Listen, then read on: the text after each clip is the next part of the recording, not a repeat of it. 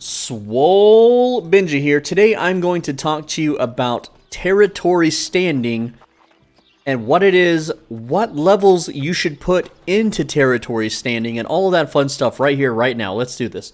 So what is a territory, okay? When you zoom out the map, you'll see all these different chunks, okay? Like, this is the Morningdale territory, this whole green chunk here. Down here we have the Restless Shore territory, Weaver's Fen, and so on. I'm in the Everfall territory currently. That's where my character is, that's where my house is, that's where my inn is bound to. Alright, so when you're in a territory, everything you do will earn you territory standing. So that's this button right here. Now, you'll notice that I am level 44 in Everfall, level 10 in Cutlass Keys. This is 10 hours of questing, by the way. This is just, you know, I mean, it's more than 10 hours, but it's, questing is just not that good. Now, that's a whole nother topic of video. Anyway, so every time you level up, you're presented with usually 3 to 4 choices, right? These choices include, do you want to reduce trading tax, property tax? Do you want more storage, experience gain, etc., right? And I know what you're thinking, right? This is what everyone thinks. This is what I first thought. And even is in my second round on this game after the alpha, because this is the beta, I still chose the XP gain for some reason. I don't know. It just looked really juicy. Let me tell you the best and worst choices to make before we exactly go into more about territory standing, okay? Experience gain. This is not something you should ever choose, and the reason why is because by the time that you get this number very high, you will be level 60. So unless someday they raise the level cap, which I'm sure they will,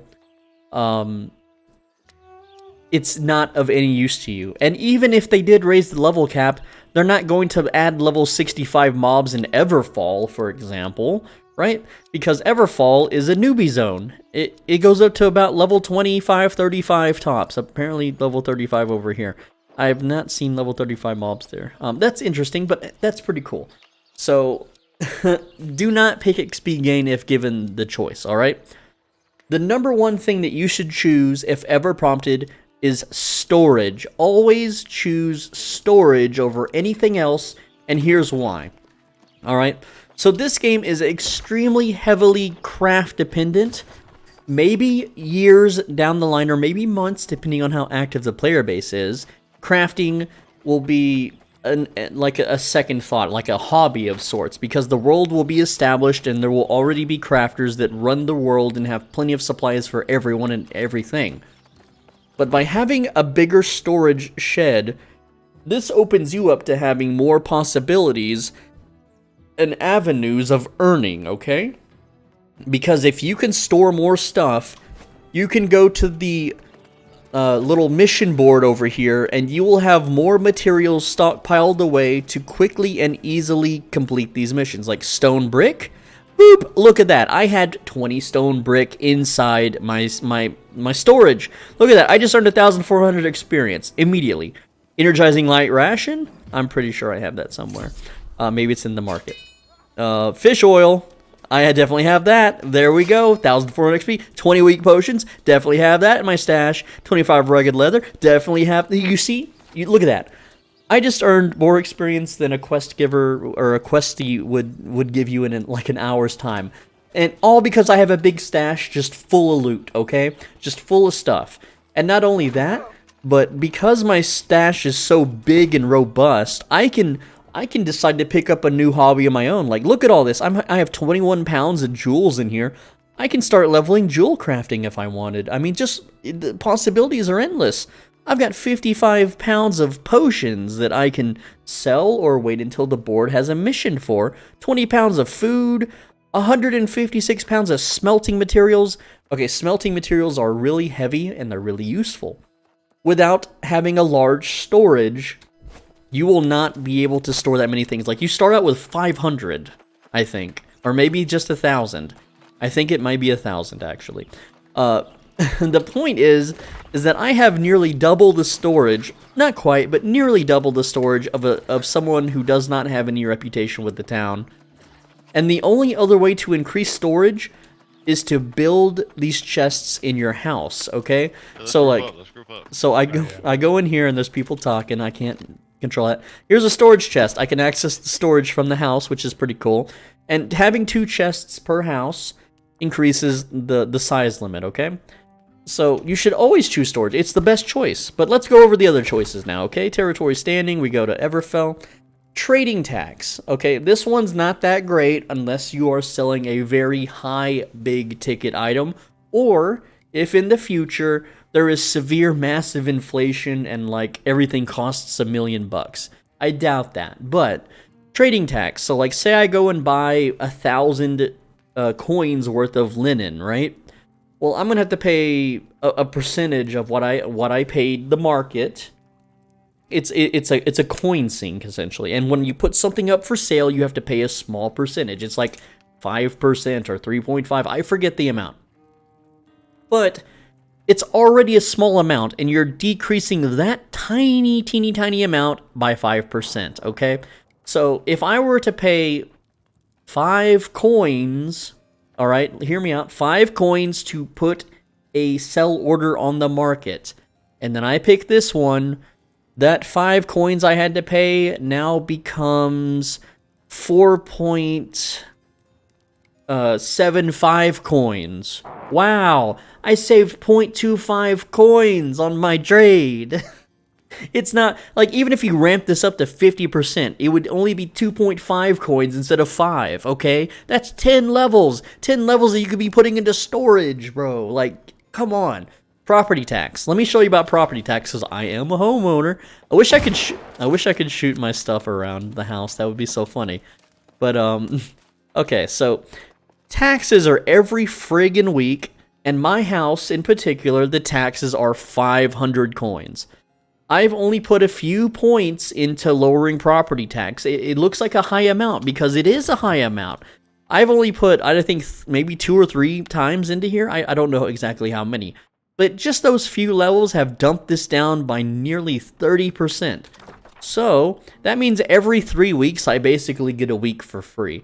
500 coins, though, to be honest and truthful, is not that much money. It really isn't. I can go out and chop wood for like 10 minutes and pay rent. I wish I could do that in real life. I wouldn't have to live in a van. But the point is that this is not really a good choice either. It's kind of a throwaway choice, honestly. So property tax, I'm going to say no on that one. Now storage, we talked about that one. XP gain becomes irrelevant later. Unless you plan to grind to 60 on level like 25 mobs, I don't know why you would ever pick this. It becomes irrelevant. Don't choose it if you can help it. Now standing gain, this is kind of your throwaway, I just want more experience. Like, this choice is what you want to choose if all the other choices suck.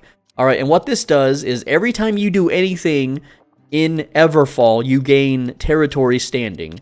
And the reason why this is good is because, well, no one has been able to answer me if there's a level cap. If there is no level cap on territory standing, then you could just increase stuff forever. And everyone knows in a clicker, like a cookie clicker game, anything that increases a percentage of your earnings is amazing, right?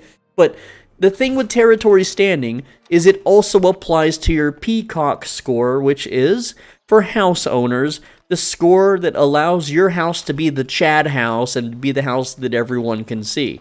So if I look at this menu, you can see that my peacock score is 95,000, and the next person that owns house, like, there's a lot of owners on this plot. Look, there's 18 other people. Daddy Plague. There's a lot of people that own houses on this plot, right? The Dinkster, look at his house, okay? His house is only worth 100 points. He's got a doggo and a crate, and there's probably something else upstairs. I don't know, but he's only got 100 points because he doesn't actually like participate in this town and kill things and craft things. But me, I spend most of my time, and I have 95,000 points, but I also have a legendary trophy there and a bunch of other stuff. So that adds to the points. So because of that, my house is the one that gets publicly displayed to everybody. So everybody that runs by, look, like this guy's checking out my house right now. He's also seeing me point my gun at him. He might be buying the house plot. That's probably what he's doing. He's checking it out. I don't know, but you get the point. The point is that territory standing not only helps you unlock more choices faster, especially if there's no level cap, it also helps you be a house owner and show off your house, okay? And then the final choice here was house ownership, which, well, it's not the final choice, but this one is, once you hit level 10, it's the only choice you can choose. There are other ones. So, like, for instance, let me find one here. Gathering speed. Now, this is a really good choice, but it doesn't start getting good until way later. 5% is not that much whenever your items increase your speed by 300 to 400%, okay? So you would need several levels for you to even notice it. But if there is no level cap on these things, then they are absolutely probably one of the best choices. Imagine a guy that chooses gathering speed every time it shows up and he's got hundreds of levels in the damn thing. That dude is going to be erasing, like, the landscape, okay? Now, at the same time, there is a double-edged sword. If you're in a territory that you don't plan to, like, main or level up all the way, then gathering speed is a waste, and here's why, okay? So you go to your attributes, and you'll notice that at 300 strength or 300 constitution, you have a 25% chance to instantly chop down a tree or instantly mine ore. At the end game, gear will give you about 30 stats per gear piece. So we got 3, 4, 5, 6, 7, 8.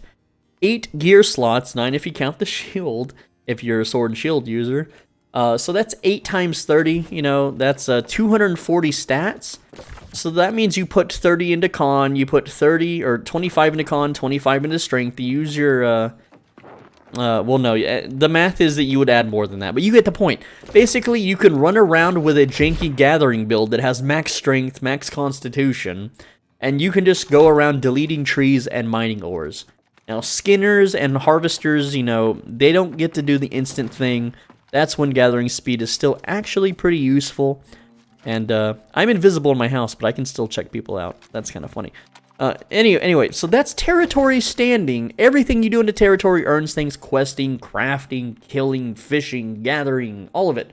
You get territory standing experience, which will then increase, or rather decrease, the amount of taxes you pay. You get more storage, which is always so good. This is the best one. Always pick storage every single time. Never pick XP gain if you can help it. If you have nothing else to choose more territory standing experience. So yeah, I'm SwoleBenji. Thanks for watching. As always, be a bro and stay swole. Make sure that you leave a comment and a like. If you do both, it is an algorithm combo. It's a YouTube cheat code.